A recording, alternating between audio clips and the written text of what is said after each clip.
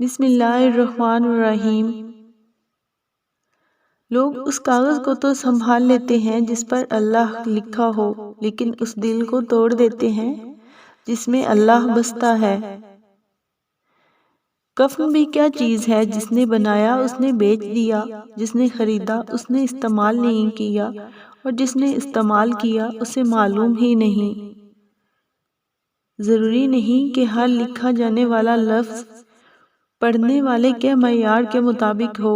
لکھنے والا اپنی کیفیت جبکہ پڑھنے والا اپنی کیفیت میں ہوتا ہے۔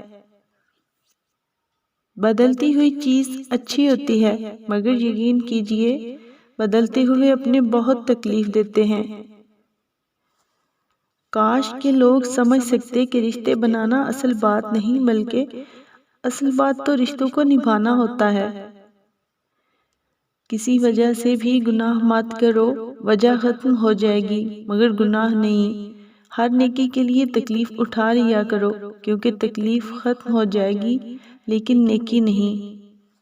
بارات میں دولہا پیچھے اور دنیا آگے چلتی ہے، اور میت میں جنازہ آگے اور دنیا پیچھے چلتی ہے، یعنی دنیا خوشی میں آگے اور غم میں پیچھے ہو جاتی ہے۔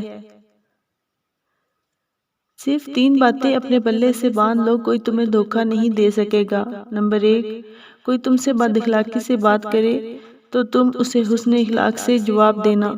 نمبر 2، کوئی تیرا بھلا کرے تو پہلے اللہ کا پھر اس کا شکر ادا کرنا۔